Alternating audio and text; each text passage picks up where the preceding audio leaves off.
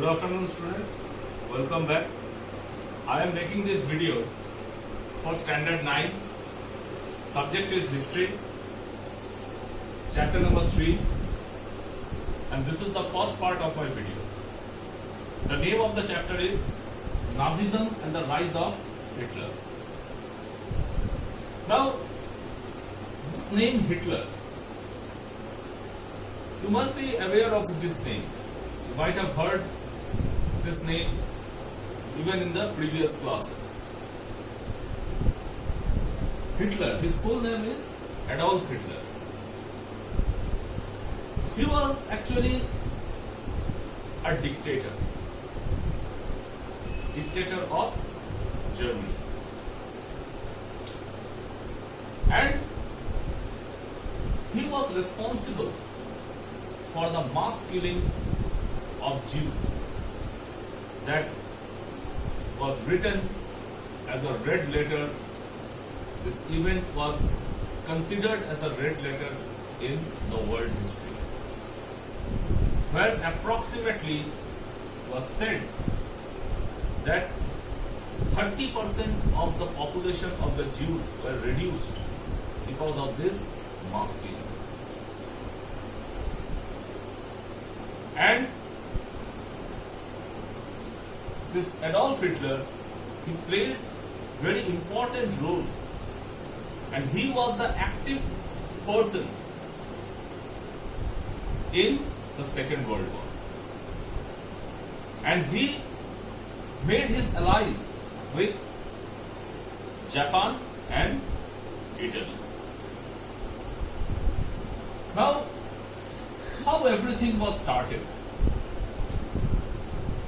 Now, everything started after the surrender of Germany in First World War. Now, we cannot actually use the word surrender, but it was actually a peace negotiation. Peace negotiation with whom? Peace negotiation with Russia. With the Bolshevik government of Russia, the present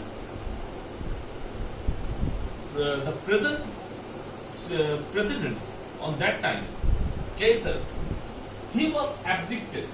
He was removed after signing the Weimar Republic. Weimar Republic. Now, what is this Weimar Republic? The Weimar Republic was formed in 1919. It was a newly framed constitution. Now, after Germany had signed the humiliating Treaty of Versailles on June 28, 1919, it was a black day for Germany. Why?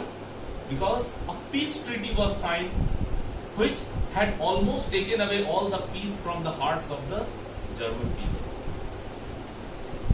Now, this Treaty of Versailles was not actually a peace treaty for the Germans. It was actually a humiliating treaty, an insulting treaty, a treaty of surrender, where the Germans had to surrender its mineral resources, the land which were full of mineral resources.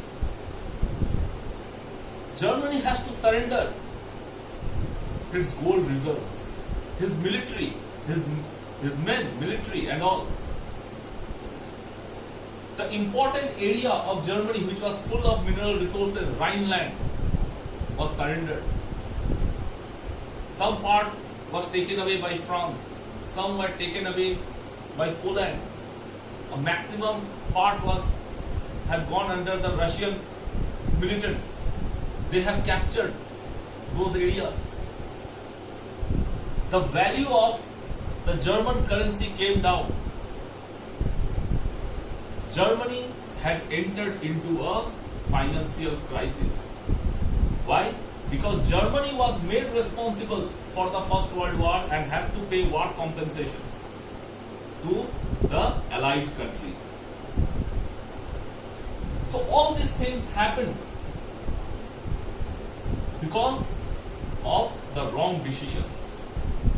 And it was believed by some of the Germans that behind this wrong decision, the involvement of Jews were there. And the treaty was signed because of some political benefits. There is no concrete evidence behind it, but it was the belief of some of the German historians that the involvement of Jews were there.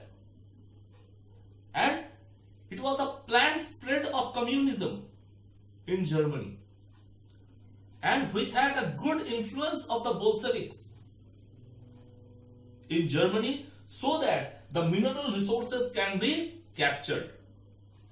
So Germany, in simple language, if I say, Germany was actually bluffed. It was a simple bluffing was done. Now, after signing the Treaty of Versailles, the political party, the newly formed provisional government was formed. A new political party, Social Democratic Party or SDP, was formed.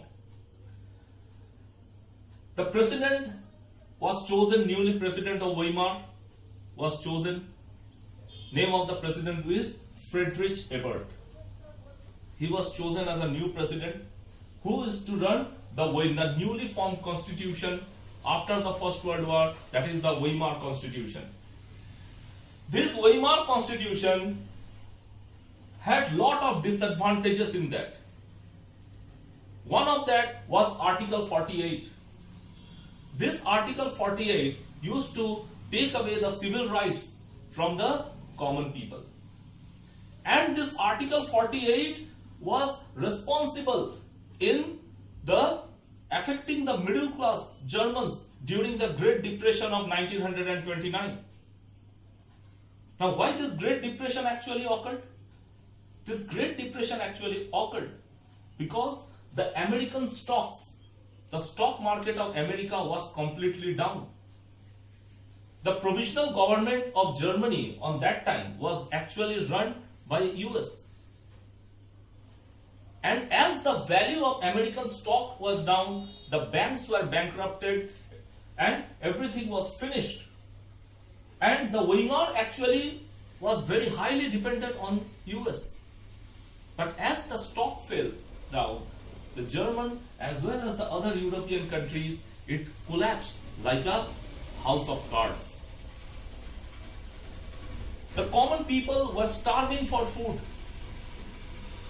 Bread was unavailable in the market. There was black marketing. There was hoarding, where people has to carry. There is a photograph in the book of archives where it was shown that the people are carrying trunk of loads to carry bread. Trunk of currency notes were carried just to carry a bread, just to buy a bread. So this critical situation arose because of the failed decisions which were made by the newly formed government, that is the provisional government of this Germany. Adolf Hitler on that time was working as a simple union leader in a factory. He was acting as a simple union leader in a factory. But his personality was very sharp. His way of speaking, his personality had given him the vision of leadership. The workers used to obey his orders. He was a powerful orator as well as a good speaker. Now Hitler, he could not, like the other Germans, he could not accept this humiliating Treaty of Versailles. And he planned to take the revenge from the provisional government. After the Great Depression, this Article 48 was imposed in Germany, which snatched away the civil rights from the people. And Hitler took it as an advantage and planned to take the revenge from the provisional government. How? By diluting its presence. But how to make the contribution, how to make his presence in the society? That is by holding rallies. At first, Hitler has to make himself popular. Presently, he was just a union leader of factory workers. Now he assembled the factory workers and started to hold rallies in public places. He spoke very firmly against the provisional government. He spoke very firmly against the communism. He spoke very firmly against the non-Germans. And in his every statement, one thing was common, was that Germany was only for Germans and no one else. This one statement won the hearts of thousands of people. His name was propagated very fast, and people started to have belief on him. People started to trust him as a leader. Slowly and steadily, he started to gain his popularity, and he started to hold big rallies. One of the important rallies that shook the pillars of the provisional government, that was the Rally of Nuremberg, where at least millions of people took part to listen to the words of Hitler. And when he spoke, it was believed that everyone remained silent because of the power of his personality. And he challenged the provisional government to dilute its seats, and he will occupy. He challenged the provisional government that he will snatch away the power from Reichstag and he will form a government in Germany.